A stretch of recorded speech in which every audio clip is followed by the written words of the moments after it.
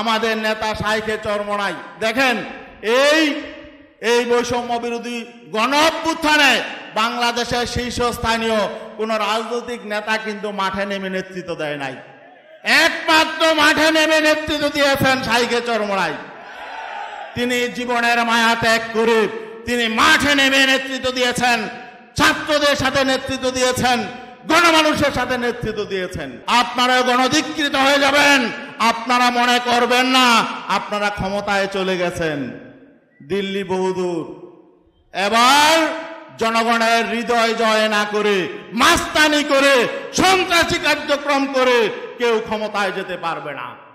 আমরা চাই বিগত 53 বছরে যে প্রতিহিংসার রাজনীতি হয়েছে, এই রাজনীতি থেকে আমরা দেশকে উদ্ধার করতে চাই।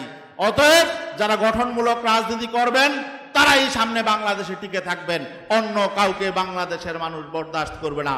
আমাদেরকে ঐক্যবদ্ধ হতে হবে। বিশেষ করে আমি ইসলামী সংগঠনগুলোর নেতৃবৃন্দকে বলবো, আসুন আমরা জনগণের আকাঙ্ক্ষার আলোকে আমরা ঐক্যবদ্ধ হই। ইসলামী আন্দোলন বাংলাদেশ শরীয়তপুর জেলা শাখা কর্তৃক আয়োজিত আজকের এই বিশাল গণসমাবেশের সংগ্রামী সভাপতি, আজকের গণসমাবেশের প্রধান অতিথি, বাংলাদেশের গণমানুষের প্রাণপ্রিয় নেতা, বৈষম্য বিরোধী এবং ছাত্র গণ অভ্যুত্থানের অন্যতম রূপকার, ইসলামী আন্দোলন বাংলাদেশের মোহতারাম সিনিয়র নায়েব আমির হযরত মাওলানা মুফতি সৈয়দ মোহাম্মদ ফয়জুল করিম শাইখে চরমোনাই, মঞ্চে উপস্থিত ইসলামী আন্দোলন বাংলাদেশ সহ অন্যান্য ইসলামী সংগঠনের শরীয়তপুর জেলা শাখার নেতৃবৃন্দ,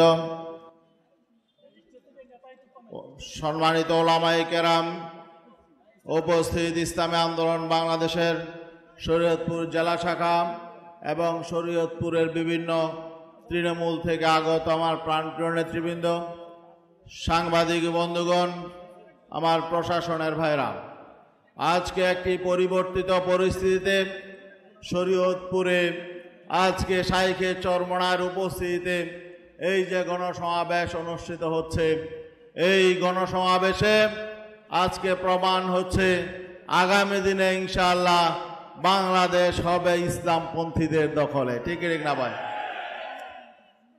একটি পরিবর্তন হয়েছে, কিন্তু পরিবর্তনের সুফল কিন্তু এখনো পর্যন্ত আমরা আমাদের ঘরে উঠাতে পারি নাই।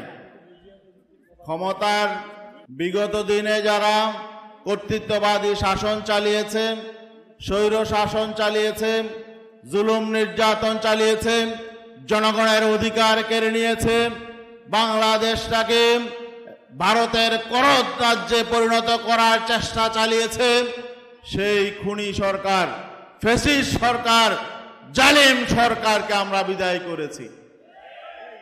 এই আওয়ামী সরকারের প্রধান শেখ হাসিনা দেশটাকে যেমন ক্ষতি করেছে, আমি বলবো সবচাইতে বেশি ক্ষতি করেছে ঐতিহ্যবাহী সংগঠন আওয়ামী লীগের। আওয়ামী লীগ বাংলাদেশের ইতিহাসের সাথে তারা জড়িত।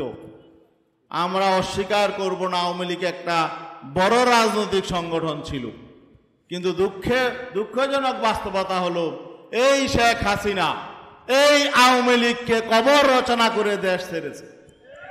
সবচাইতে বেশি ক্ষতি করেছে আজকে এই অঞ্চল শরীয়তপুর, মাদারীপুর, গোপালগঞ্জ, এই অঞ্চলের বেশিরভাগ মানুষ, যেহেতু এই অঞ্চলে আওয়ামী লীগের প্রতিষ্ঠাতা বলা হয় শেখ মুজিবুর রহমানকে, যদিও প্রতিষ্ঠাতা অন্যজন, এভাবেই তারা ভুয়া প্রচার করে। আওয়ামী লীগের প্রতিষ্ঠাতা কিন্তু শেখ মুজিব না, এটা বুঝতে হবে। তো যেহেতু শেখ মুজিবের এই অঞ্চল, এই জন্য এখানকার বেশিরভাগ মানুষ আওয়ামী লীগ করে। আপনাদের বুঝতে হবে, আপনাদেরকে কিন্তু এই শেখ হাসিনা ধ্বংস করে গেছে, আপনাদের ভবিষ্যৎ অন্ধকার করে গেছে। কেন? বাংলাদেশে অতীতেও অনেকবার গণ অভ্যুত্থান হয়েছে, গণ আন্দোলন হয়েছে, সরকারের পতন হয়েছে এবং আন্দোলনের মুখে এর আগেও সরকারের পরিবর্তন হয়েছে। ঠিক না ভাই?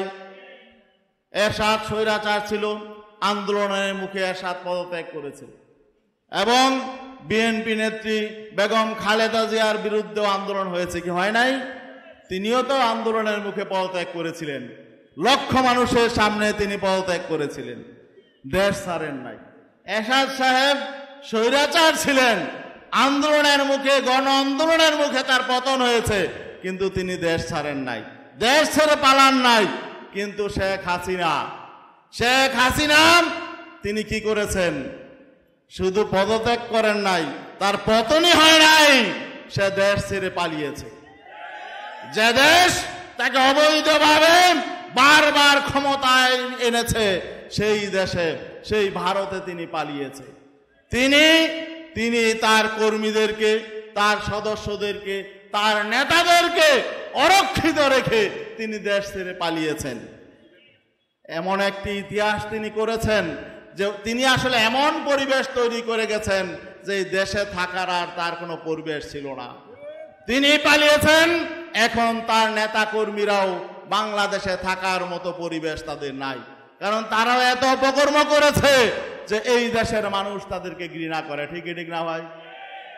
আমি আওয়ামী লীগের ভাইদেরকে বলবো, যারা অপকর্ম করেন নাই, যারা খুন করেন নাই, যারা মানুষের সাথে মানুষকে যারা নির্যাতন করেন নাই, যারা চাঁদাবাজি করেন নাই, যারা লুটতরাজ করেন নাই, আওয়ামী লীগের মধ্যে এমন যদি কেউ থেকে থাকেন তাহলে তওবা করেন, আপনার সঠিক পথে আছেন। মানুষের সাথে যে অন্যায় করেছেন, যাদের সাথে অন্যায় করেছেন, তাদের সাথে গিয়ে ক্ষমা চান, তওবা করে আপনারা ইসলামের পথে আসেন। ইসলাম শান্তির পথ। ঠিক না ভাই? অতএব আজকে আমরা চাই না এই দেশটা আবার আগের অবস্থায় ফিরে যাক। বিগত 53 বছরে যারা দেশ শাসন করেছে তারা কেউই মানুষের অধিকার ফিরিয়ে দিতে পারে নাই, তারা কেউ ওয়াদা রক্ষা করতে পারে নাই, তারা কেউই স্বাধীনতার যে উদ্দেশ্য লক্ষ্য ছিল, সাম্য, মানবিক মর্যাদা এবং সামাজিক ন্যায় বিচার, তা প্রতিষ্ঠা করতে পারে নাই। আমরা চাই আগামী বাংলাদেশ হবে, মানুষের অধিকার সেখানে প্রতিষ্ঠা হবে, মানবিক বাংলাদেশ হবে এবং আগামী বাংলাদেশে সবাই সবার অধিকার নিয়ে বেঁচে থাকবে ইনশাআল্লাহ। আর মানুষের অধিকার নিশ্চিত করে একমাত্র ইসলাম, মানুষের অধিকার নিশ্চিত করে ইসলাম। এই 5 তারিখের পট পরিবর্তনীয় প্রমাণ হয়েছে যে ইসলামপন্থী শক্তি হলো বাংলাদেশে একমাত্র দেশপ্রেমিক শক্তি। ইসলামপন্থী শক্তি হলো মানুষের জন্য একমাত্র নিরাপদ শক্তি। বাংলাদেশের নাগরিকদেরকে একমাত্র ইসলামী সংগঠনগুলোই নিরাপত্তা দিতে পারে। আপনারা দেখেছেন এই 5 তারিখ পট পরিবর্তনের পরে ইসলামী আন্দোলন বাংলাদেশ সহ অন্যান্য ইসলামী সংগঠনগুলো হিন্দু ভাইদের নিরাপত্তা দিয়েছে, তাদের মন্দির পাহারা দিয়েছে এবং বিভিন্ন পুলিশরা তো তারা আগেই থানা ছেড়ে পালিয়েছে, এমনকি এসপি অফিস খালি করে দিয়ে পুলিশ ব্যারাক, সকল জেলার পুলিশ ব্যারাক খালি করে দিয়ে তারা পালিয়েছে। কারণ কি? তারা পেশাদারিত্ব পালন করে নাই, তারা নিজেদের যে শপথ করেছিল সেই শপথ লঙ্ঘন করে তারা আওয়ামী ক্যাডারের ভূমিকা পালন করেছে, তারা দলীয় ক্যাডারের ভূমিকা পালন করেছিল। এজন্য দেখা গেল সবগুলো থানা ছেড়ে তারা পালিয়েছে। কেন? জনগণের ভয়ে। কারণ তারা জনগণকে নির্যাতন করেছে, জনগণকে গুম করেছে, খুন করায় তারা নেতৃত্ব দিয়েছে এবং তারা মিথ্যা মামলা দিয়ে হয়রানি করেছিল। ঠিক না ভাই? আজকে আমরা এখানে বিগত 15 বছর যে সমস্ত সংগঠন, সরকার বিরোধী যে সমস্ত সংগঠনগুলো এই সরকারের বিরুদ্ধে আন্দোলন করেছে, খুনের শিকার হয়েছে এবং কারাবন্দী হয়েছে, জুলুমের শিকার হয়েছে, আমরা তাদের প্রতি শ্রদ্ধা জানাই, সম্মান জানাই। বিশেষ করে এই জুলাই বিপ্লব এবং 5 আগস্টের অভ্যুত্থানে যারা শাহাদত বরণ করেছেন, যেসব ছাত্র ভাইয়েরা জীবন দিয়েছেন, তাদের প্রতি আমরা শ্রদ্ধা জানাই এবং বর্তমান অন্তর্বর্তীকালীন সরকারের প্রতি আমরা দাবি জানাবো তাদেরকে বাংলাদেশের শ্রেষ্ঠ সন্তানের মর্যাদা তাদেরকে দিতে হবে। আর যারা গুম খুম করেছে, গণহত্যা করেছে, আমরা দেখতে পাচ্ছি এখনো পর্যন্ত তাদেরকে আইনের আওতায় নিয়ে বিচারের প্রক্রিয়া শুরু করা হয় নাই। বিচার করতে হবে। শুধু জুলাই বিপ্লব আর 5 আগস্ট অভ্যুত্থান নয়, বরং বিগত 15 বছর যাদেরকে খুন করা হয়েছে, গুম করা হয়েছে, সেগুলো চিহ্নিত করে কারা এর পেছনে দায়ী তাদেরকে বিচারের কাঠগড়ায় দাঁড় করাতে হবে। তবে একটা বিষয় হলো, কেউ কারোর প্রতি যাতে জুলুম করা না হয়, কারোর প্রতি যাতে অবিচার করা না হয়, অতীতে জরম মিথ্যা মামলা দিয়ে হয়রানি করা হয়েছে, সামনে যাতে মিথ্যা মামলা দিয়ে শুধু রাজনৈতিক কারণে কাউকে হয়রানি করা না হয়। সংগ্রামী ভাইরা আমার, আজকে এখানে অন্যান্য ইসলামী সংগঠনের নেতৃবৃন্দ আছেন, বিভিন্ন দেশপ্রেমিক সংগঠনের নেতৃবৃন্দ আছেন। আমাদের এই মুহূর্তে প্রয়োজন একটি জাতীয় ঐক্য, কারণ এখন আত্মতুষ্টিতে ভুগলে হবে না। এই পতিত স্বৈরাচারের প্রেতাত্মারা কিন্তু এখনো আছে। বিভিন্ন ইস্যুতে আজকে তারা দেশকে অস্থিতিশীল করতে চাচ্ছে। তারা এই বিজয়কে তারা ব্যর্থ করে দেওয়ার চেষ্টা করবে, এই পরিবর্তনকে তারা ব্যর্থ করে দেওয়ার চেষ্টা করবে। এজন্য যারা আওয়ামী ফ্যাসিস্ট বিরোধী যে সমস্ত রাজনৈতিক শক্তি আছে, এখন আমাদের বেশি সতর্ক থাকতে হবে। আবার যাতে এই অপশক্তি যাতে আবার পুনর্বাসিত হতে না পারে, এই সুযোগ তাদেরকে দেওয়া যাবে না। এজন্য আমাদেরকে ঐক্যবদ্ধ হতে হবে। বিশেষ করে আমি ইসলামী সংগঠনগুলোর নেতৃবৃন্দকে বলবো, আসুন আমরা জনগণের আকাঙ্ক্ষার আলোকে আমরা ঐক্যবদ্ধ হই। আমাদের নেতা শাইখে চরমোনাই দেখেন, এই বৈষম্য বিরোধী গণ অভ্যুত্থানে বাংলাদেশের শীর্ষস্থানীয় কোন রাজনৈতিক নেতা কিন্তু মাঠে নেমে নেতৃত্ব দেয় নাই। একমাত্র মাঠে নেমে নেতৃত্ব দিয়েছেন শাইখে চরমোনাই। তিনি জীবনের মায়া ত্যাগ করে তিনি মাঠে নেমে নেতৃত্ব দিয়েছেন, ছাত্রদের সাথে নেতৃত্ব দিয়েছেন, গণমানুষের সাথে নেতৃত্ব দিয়েছেন। এজন্য আজকে আমরা এই শাইখে চরমোনাইকে ধন্যবাদ জানাই। তিনি আজকে মানুষের হৃদয়ে স্থান করে নিয়েছেন। আজকে আমরা শরীয়তপুরে যে সমস্ত ইসলামী সংগঠনগুলো আছে, সবাইকে বলবো, আমরা অতীতে যে আমাদের মধ্যে মত পার্থক্য আছে সেটা থাকবে, মত পার্থক্যের জায়গায় থাকবে। আমাদের শাইখ যে আহ্বান করেছিলেন, সেই আহ্বানে সাড়া দিয়ে আমি বলবো যে আমরা আমাদের ভুলগুলো আমরা জানি, আমাদের কোন সংগঠনের কোন ভুল আছে এগুলো আমরা জানি। আমরা সংশোধন হয়ে যাই, সংশোধন হয়ে আমরা ইসলাম প্রতিষ্ঠার জন্য আমরা ঐক্যবদ্ধ হই। এবং শাইখের আহ্বান ছিল আমরা যাতে টেকসই ঐক্য করি, আমাদের ঐক্য যাতে স্থায়ী হয়। শুধু নির্বাচন কেন্দ্রিক ঐক্য হবে, কিছুদিন পর আবার ঐক্য ভেঙে যাবে, মানুষের মধ্যে হতাশা তৈরি হবে, এমন ঐক্য নয়। এই জন্য সবাইকে এগিয়ে আসতে হবে। পরিশেষে আমি আবার সবাইকে আজকের এই সম্মেলনের পক্ষ থেকে আহ্বান জানাচ্ছি, আসুন আমরা দেশকে এগিয়ে নিয়ে যাই।